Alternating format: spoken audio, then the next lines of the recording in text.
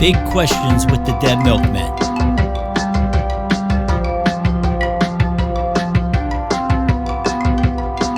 Okay, hey, well, wasn't that weird what happened? And we had to go away. And we're back. And so a bit of housekeeping first. There's somebody we would all like to thank, and that man's name is Officer Eugene Goodman.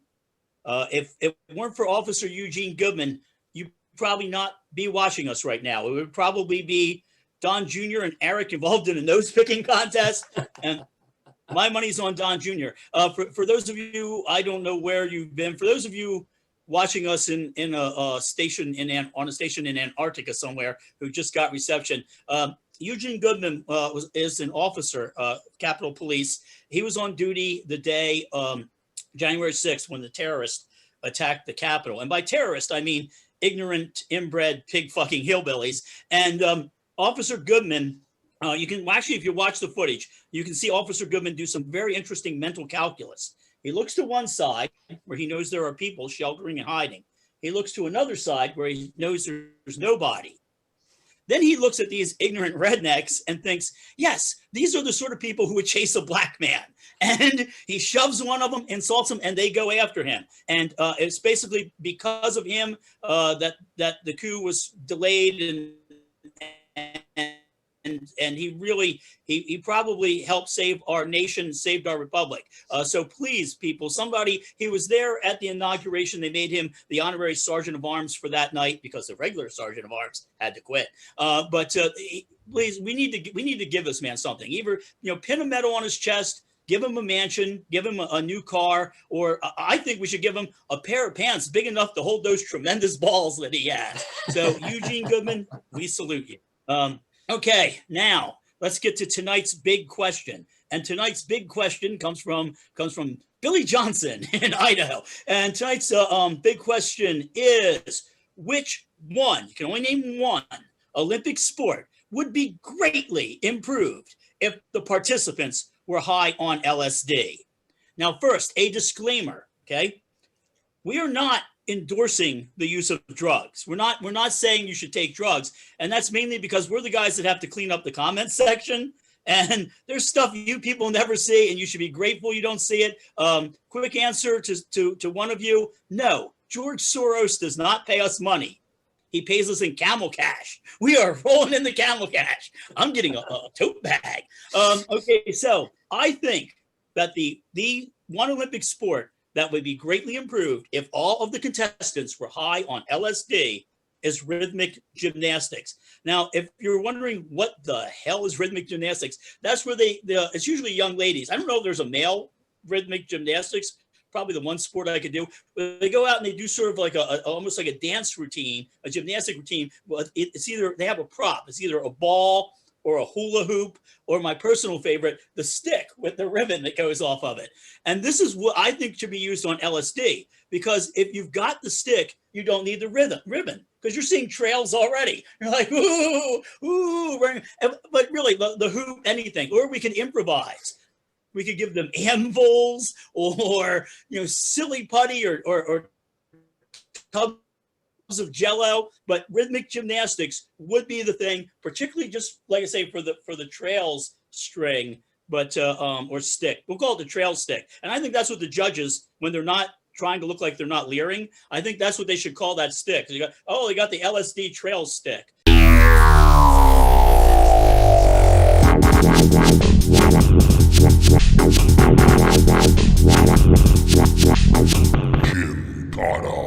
So yes, put me in charge of the Olympics. That's my suggestion. We're going to go now to JFK Jr. Oh no, I blew your cover. I'm sorry.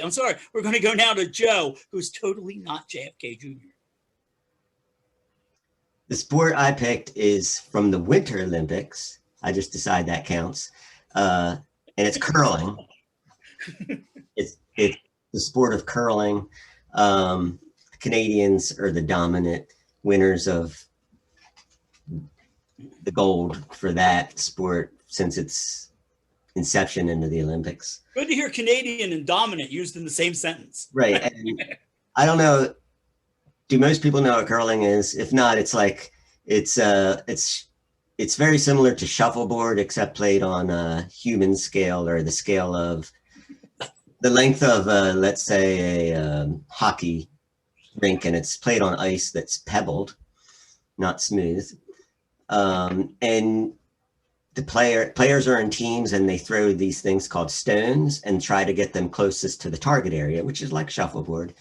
But unlike shuffleboard, other members of the teams have brushes or brooms. They call them brushes or brooms, and they can use those brushes to alter the course, try to alter the course of the stone without touching it. They're not allowed to touch the stone as it's moving.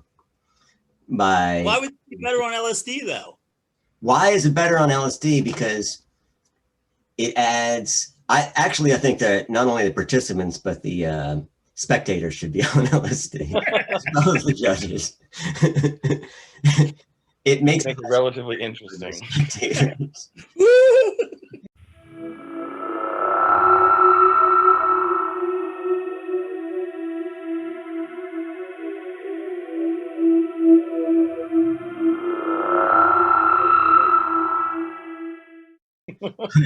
But for the team player, it adds a new level of randomness to it, because you never know what's going to happen to you when you're tripping on acid.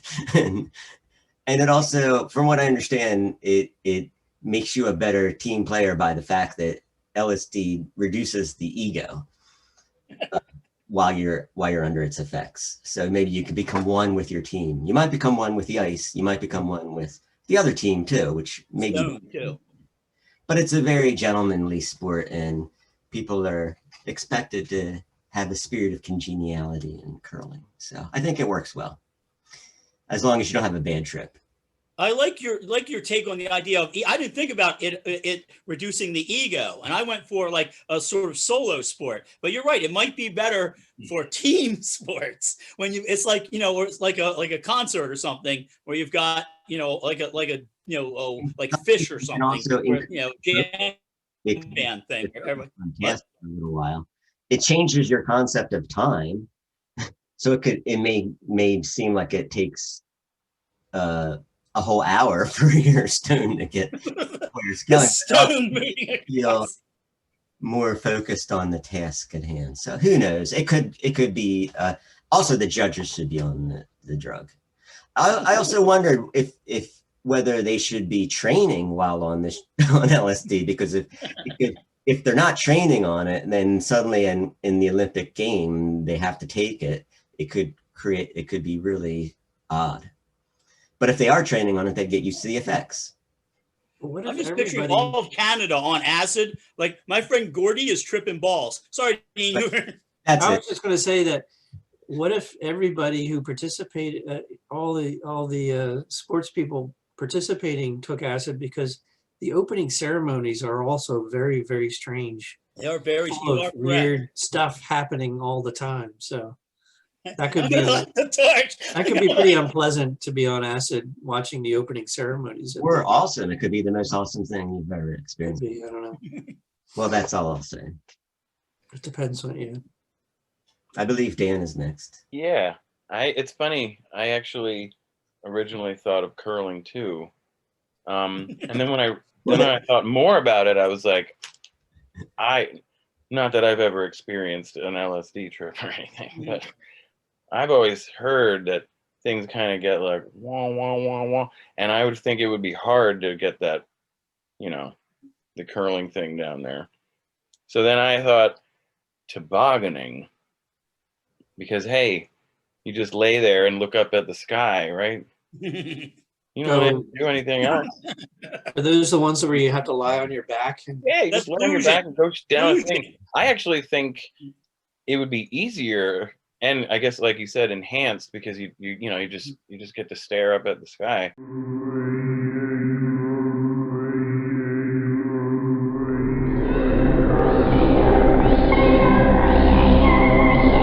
That's luging, though, isn't it? Isn't tobogganing a several member sport? Isn't that when they get in the big? It looks like a car on skids. I think luging is when. Oh my God, it's even better.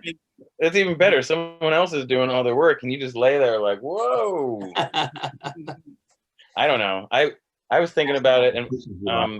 you guys know the story about Doc Ellis, the pitcher who pitched Yeah, it's a perfect game. no-hitter? Yeah, yeah. That 1970 or something. Yeah. He pitched a no-hitter on acid. LSD, yeah.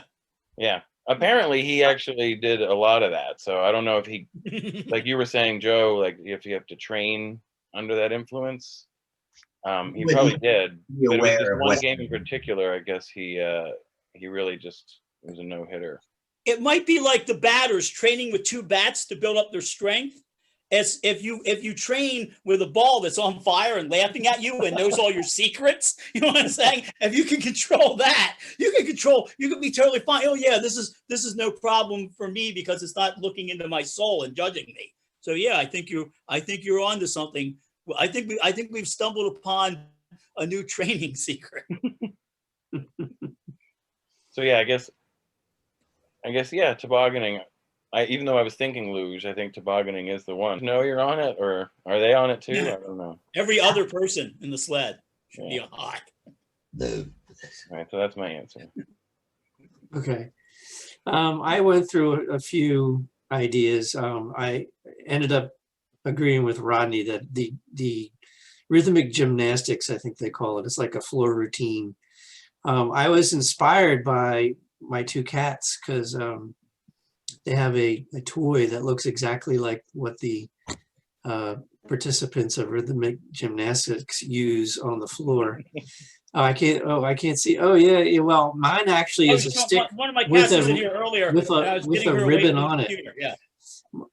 and I had to pay my cats quite a bit of money to let me use it, to play with it, to experiment, to try out and see what it looked like.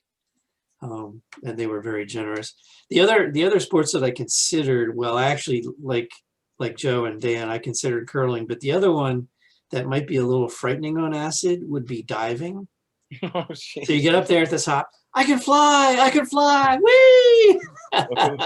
Or that high jump ski thing. Remember, they used to have the agony of defeat on the old White World of Sports when they would have the guy go up. You see him, yeah, that really really tall ski jump thing. Somebody doing that on acid. I would pay I would like whatever I earned for the rest of my life. I would pay to see that competition with like 12 people tripping balls going down the ski jump. Yeah, so rhythmic gymnastics, diving might be second, but I think diving would be too frightening on acid.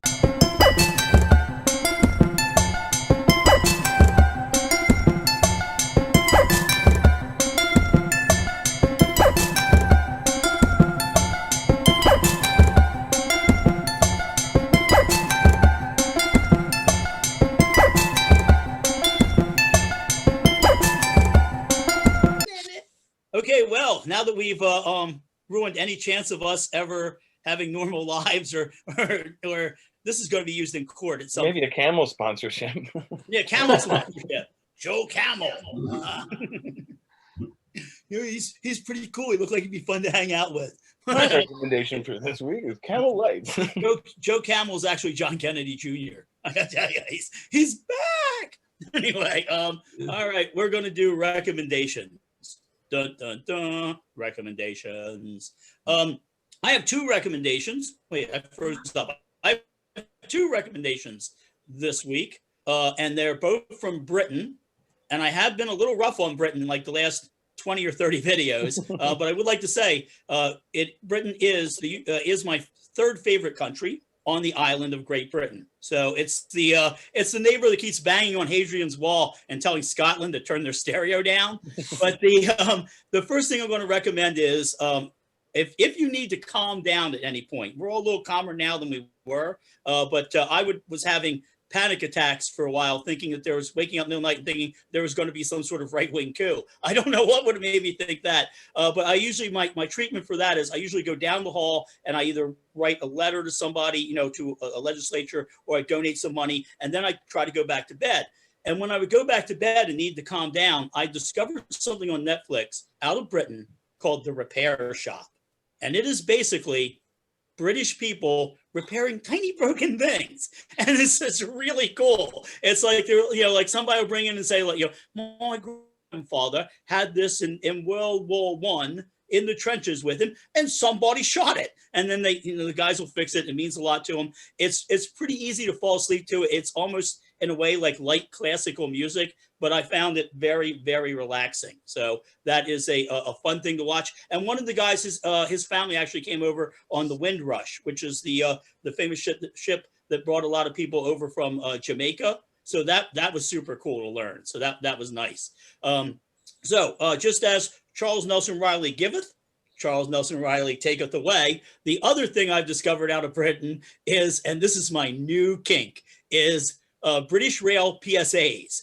Every last one of these is like a miniature horror movie. It's like Clive Barker is over there writing these PSAs for British Rail. And start off with like the only nice children in Britain. Like these aren't the children of the corn, or not children of the corn, Village of the Damned, or children of the corn type of children. They're always kind of pleasant. They're always like there's one called Robbie, and this is just setting the mood for you. Like, Robbie enjoys playing football. You see him out there kicking a little soccer ball around. Like, Robbie hopes to play for West Ham United, but Robbie's not going to get to play for West Ham United because he cuts across the train tracks, and you really got to see the rest. There's one called 18, and it's about a half an hour long, and it is soul crushing. It is like the saddest damn thing, and you don't see what's coming. It involves a birthday balloon. There's one where kids try to, again, a lot of kids die playing soccer in the UK. They try to, one kid tries to retrieve a soccer ball that's up on a power transformer. Do The they all British live in- Rail, what's that? Do they all live in Scarfolk? Scarfolk. No, these are Stocksbridge people. These are clearly Stocksbridge people. It is absolutely, everyone is like a mini horror movie. I found about 60 of these. And like old driver's ed I also- videos or film strips. What's like that? The old driver's ed film strips that were really like. Oh, you mean the films like Signal 30, Red Asphalt, and all those? Yeah, I love those growing up. But these are darker. These are so much darker because there'll be like 4 British kids, and like 3 of them are soccer hooligans that you want to die. But those kids don't die. No, it's the nice kid. He's listening to like Depeche Mode, or because a lot of these take place in like the late 70s, early 80s. And he's like, people are people. And his friends cross the track and he's not looking. Kapow. There's one where they have these should be an Olympic sport, where they have an train engineer, talk about the trauma of what happens when you hit a body. It's like, basically, the parents came to identify him. Well, we couldn't let him look at the body because you're turned inside out. I'm like, ah! So yeah, really, people seek these out. You can spend binge watch them. I think I spent too much time on that. I'm gonna move to Joe, but yeah, those are my recommendations. I'd like to recommend a documentary about the aforementioned pitcher, Doc Ellis. Oh! It's called No, a Dockumentary. It's from 2014. It tells the story of pitcher Doc Ellis in his own words and in many other of his playmates and other people's words. And it has some footage of the no-hitter that Doc Ellis pitched in June of, it was 50 years ago, actually, this past, I think it was 1970, yeah, June of 1970, on LSD. And he describes that a couple times in the movie, but it's also about his entire life, so it's not just about that thing. But he admits that he pitched every game in the major leagues under the influence of drugs. And he's not necessarily proud of it, but he admits it. And this is back before the whole, it was kind of prevalent in baseball at the time, not to use LSD, but to be on some kind of drugs, usually an amphetamine. Anyway, so that's a pretty cool movie. You can watch it on Amazon Prime, as well as a number of other places. The other thing I want to recommend is a book called How to Change Your Mind by Michael Pollan. I just finished reading it. It is about LSD and psilocybin and psychedelic research. The first part of the book is a brief history of LSD and psilocybin. The middle part of the book, Michael Pollan talks about research he did on himself because he took these psychedelic drugs under with guides. And then the last part of the book is the research that's being done now, how they can help with people with addiction, alcoholism, especially, and depression. And who knows what else. When I started reading the book, I didn't like it, but then I changed my mind. I'm going to recommend Makwa stick. It's, what is it, Iranian? It's like, it's some kind of Persian.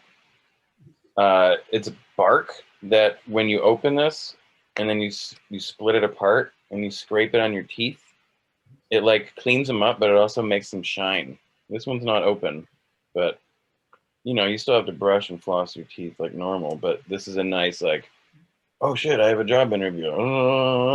You know, like in the rearview mirror of your car. Does it have a flavor or a taste? It's kind of a no flavor but thing, but like you do kind of get some kind of feeling from it. Are you sure that's not a bacula? I don't understand any of the Bacula, language. though, yeah.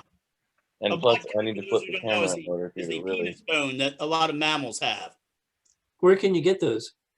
Baculas? Amazon, No, what Dan has in his hand. Amazon.com.